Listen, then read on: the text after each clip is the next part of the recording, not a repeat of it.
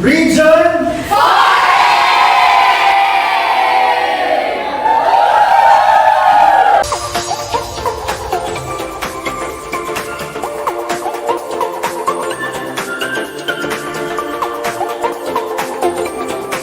Hi guys!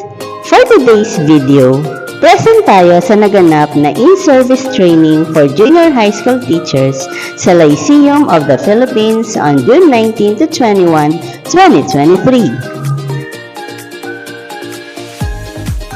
After 3 days of mind-boggling and extremely tiring na pag-intindi at pag-craft ng SLRP, nakatapos din sa wakas. Buti na lang, magagaling ang mga kagrupo ko. Ito ang mga kaganapan sa huling araw ng INSET.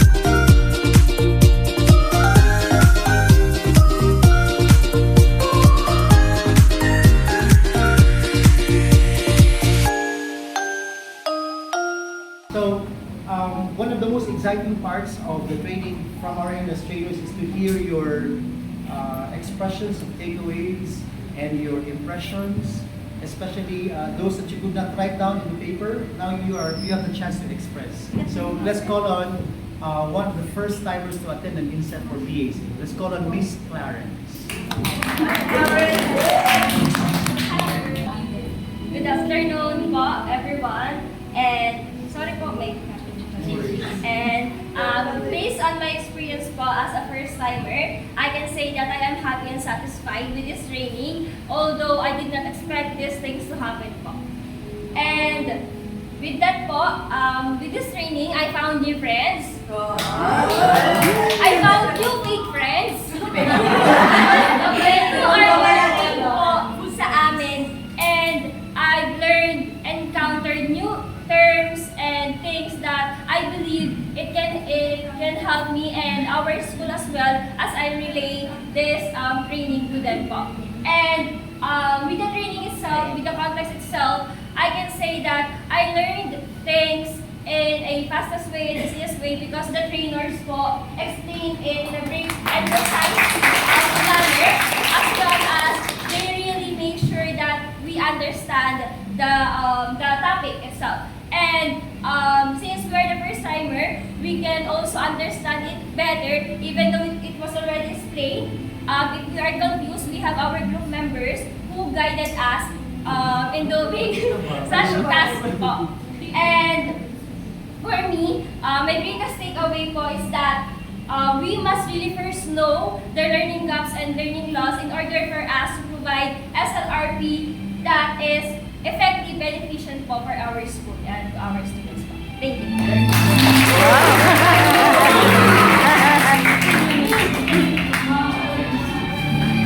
By the way, it is so nice to see and to hear from very young teachers, no? So full of dynamism, enthusiasm, and all. I hope you don't wear out of these. As you mature and ripen through the years, okay? So walang iwanan sa mga private schools, ha? Okay, as much as possible. Okay? We're all in this So, together. by the way, I also have fellow teachers who are very young and who are also single and available.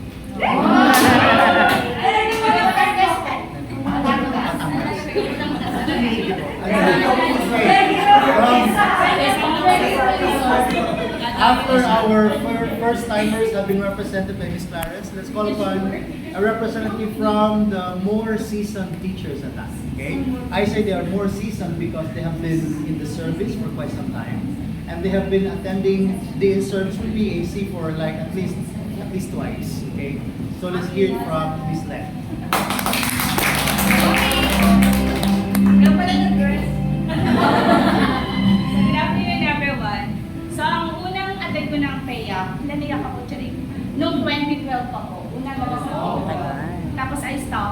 And then, pandemic hits online for 3 years. Tapos ito yung pang-apat na taon. Naniyak ako sa rin kasi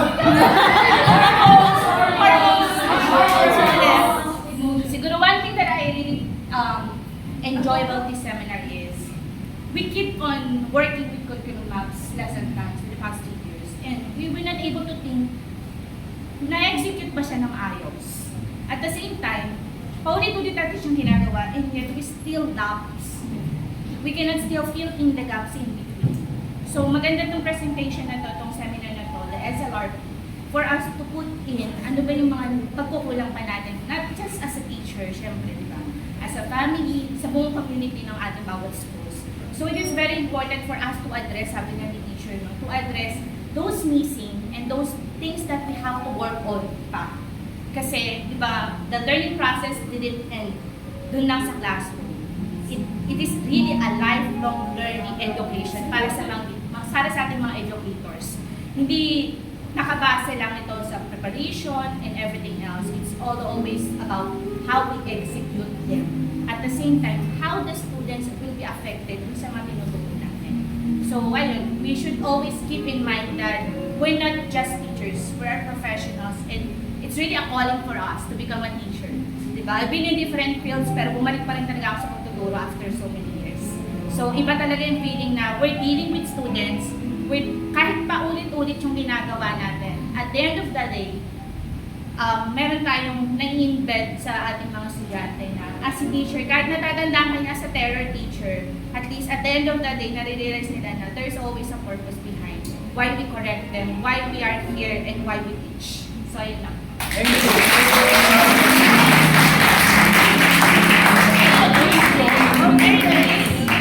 Your testimony, Ms. Lan, is simply a living proof to what we always say, that learning should never stop, right? So, and I think the beauty of attending trainings now and then is when you empty your cups for whatever may be something new to fill it up, okay? So thank you very much. When we were new, when I was new in PAC, nakakatakot po talaga when we have administrators attending. Okay? But over the years, we have come to appreciate the presence of administrators or principals. Kasi kung minsan, more often than not, when we go back to our place or respected stations, not all of our takeaways are appreciated or accepted, widely accepted or welcome, embraced by our administrators. That's why we became very happy knowing that year after year after year, we have administrators and no less than even principals attending our trainings. And today, we'll be so honored to hear his words of impressions about the training, his takeaways, his insights. Let's take it away from Sir Victor.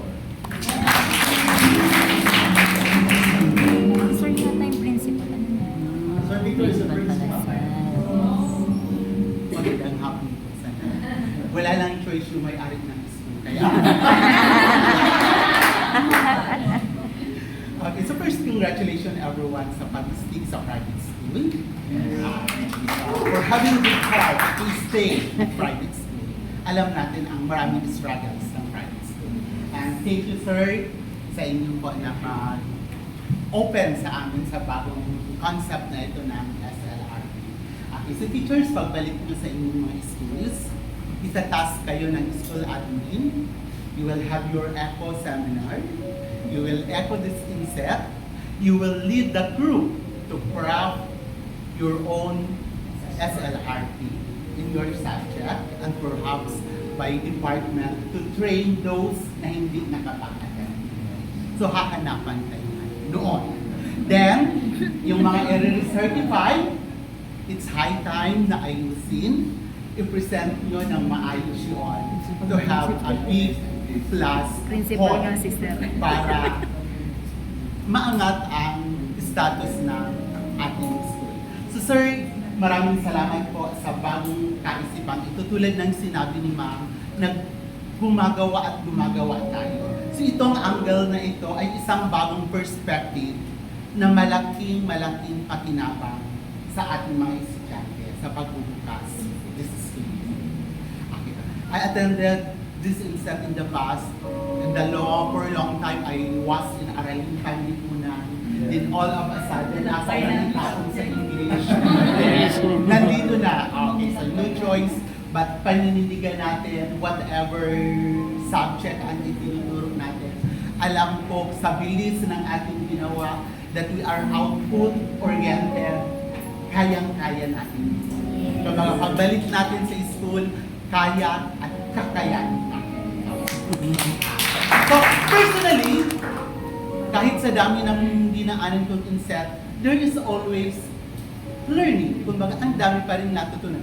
So, thank you sir sa bagong natutunan ko sa pag-craft ng SLRP and also sa performance task na ganun lang pala kadali. Look for the bird, the product, and real world. So, ganun lang pala yun kadali. So, mai-explain ko sa mga teachers namin na bago na ganun lang ito kadali. It is not that daunting and intimidating. Okay. So, thank you so much po. Okay, from our end, very quickly lang, sir, I'm going to say a few words as well. But let me express this, my heartfelt gratitude to everybody. This is one of the regions that I would always look forward to year after year. Because your region has proven to be one of the most active in terms of outputs and presentation of outputs, and in terms of what? Okay. So thank you. Like you, we also spend sleepless nights sometimes just to make sure we are ready for the next day and that we are ready for the grind. We like you, we also leave behind our families and loved ones. One of the most unfortunate things that I had experienced was when I was in Pampanga last week, the other week pala. On the first day, I was so tired, I got a call, my daughter met an accident. I had no choice but to stay and pray. Okay, she'll be okay. It gets scared. Okay, so, but this is one of the things that has kept me going as a teacher and as a trainer, the enthusiasm we feel from our participants. And thank you because you are all with us in this noble cause to champion education among the private schools and eventually in the entire country. Sana we will contaminate the culture of DepEd with our culture. I don't tell them. So thank you really for the joy and the inspiration that you always bring to all of us trainers. And now I pass you on to he's much younger than I am, but he's really my mentor. Mas nauna siya sa training. And I learn always a lot from him. Just listening to him, parang participant din ako.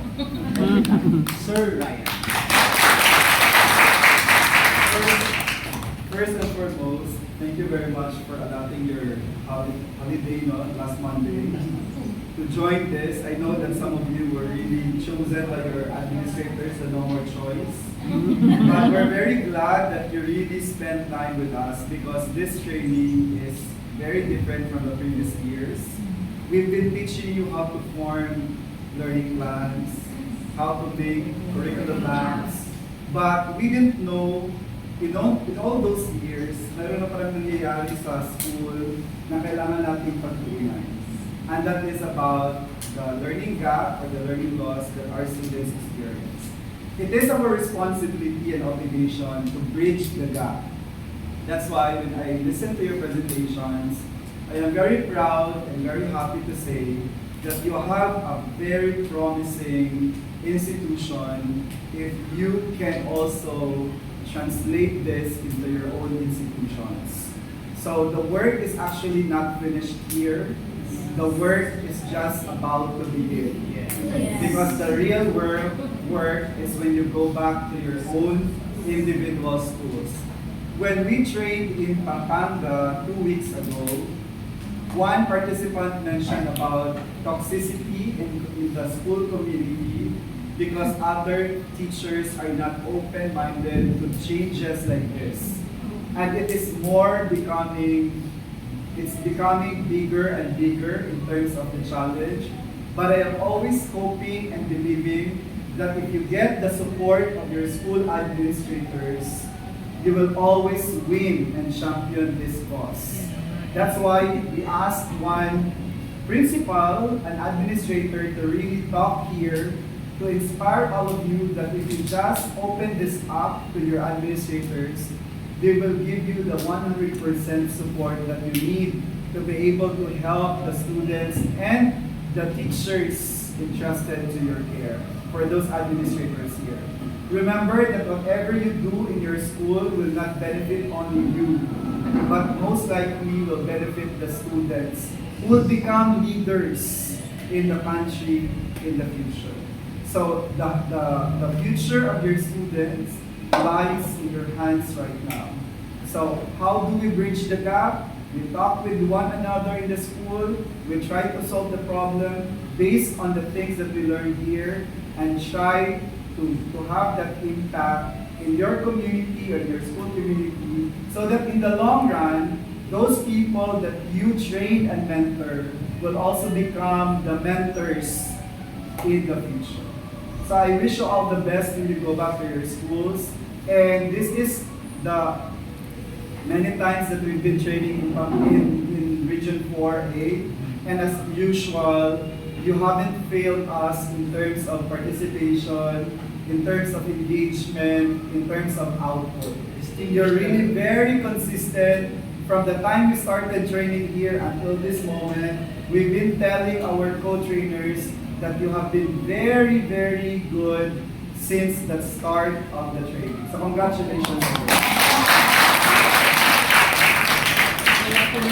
So now we will go to our giving of certificate of attendance. So when I say, there are only 50 of you right now because 2 are absent. So when you hear the word 50, you stand up. Okay, so that you can get the certificate line by line from Sir Rene. Okay, let's begin. To PAC and DepEd, we're very happy to inform you that in today's INSET training or INSET 2023, we have 50 completers.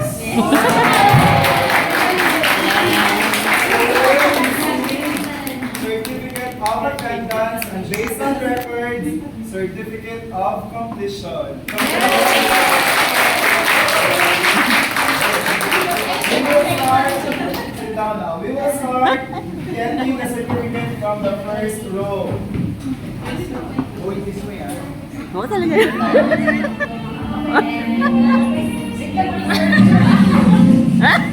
Pasok mo sa ano ng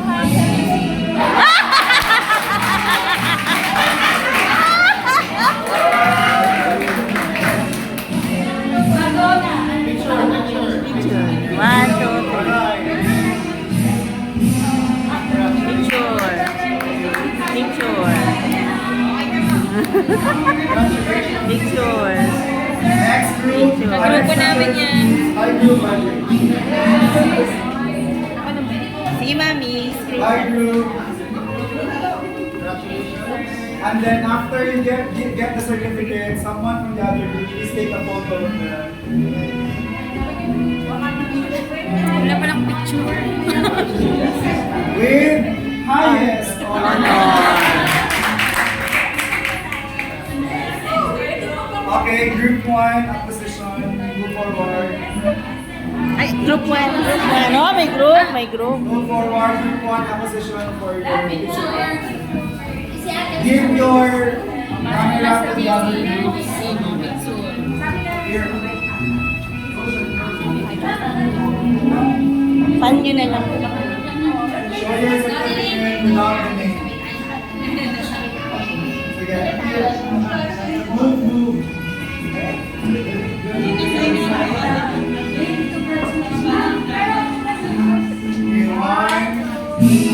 Wait lang.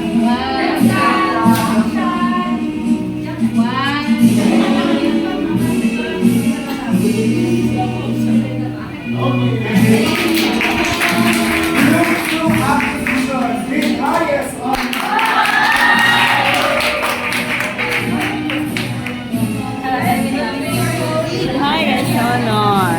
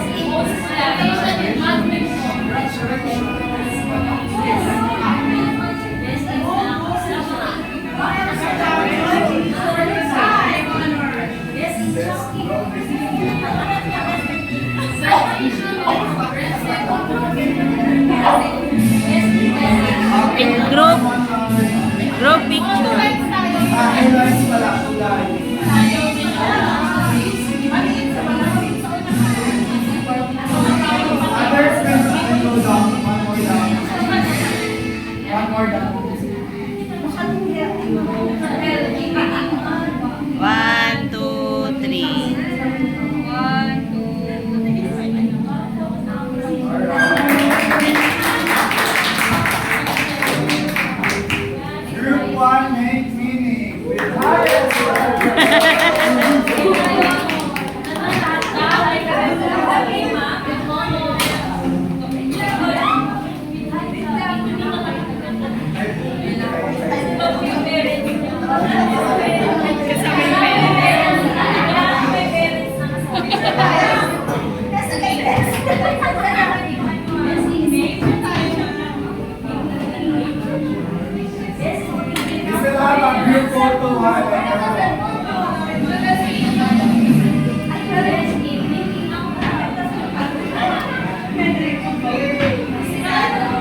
Best in modeling.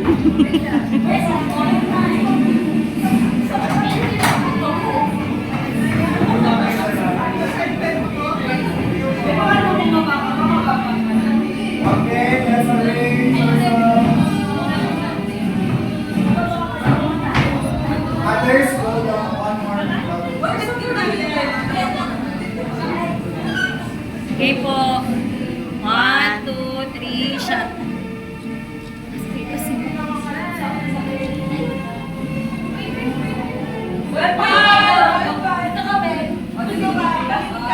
Apple pie.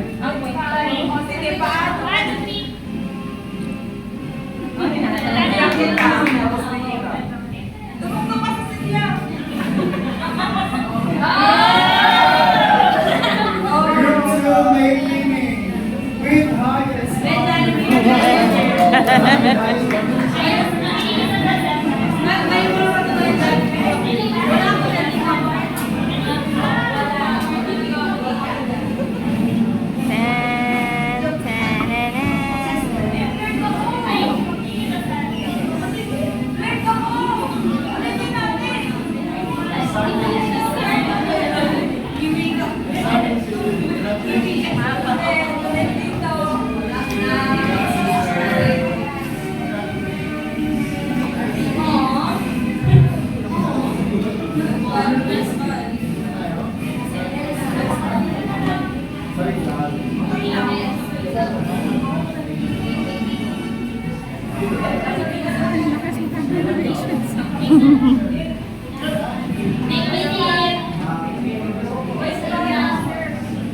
Okay, let's move to the other side. Ang dami nila. 1, Ito pa, may isang pwede kang bumaba. Para para 1, 2, 3.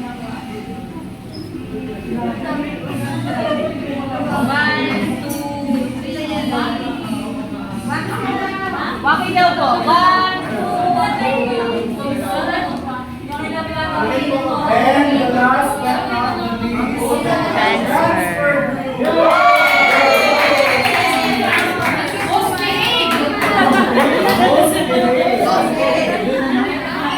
General House Leadership Award. Work Without Excellence Award.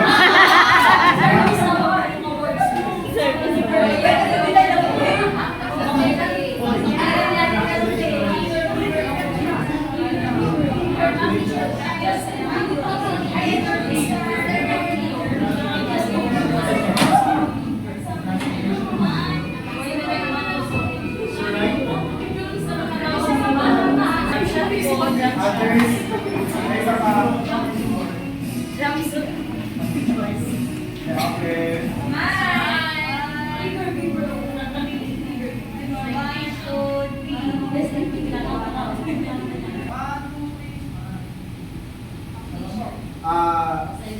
Another one, smile lang.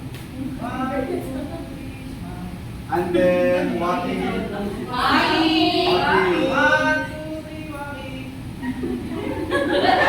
Okay, it was tanggalin yung ID.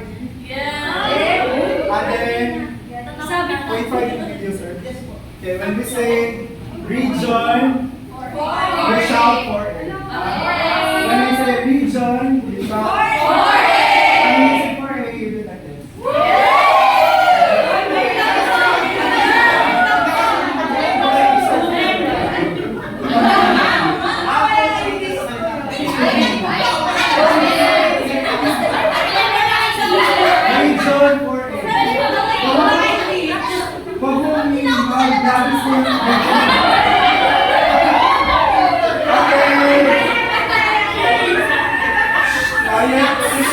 you.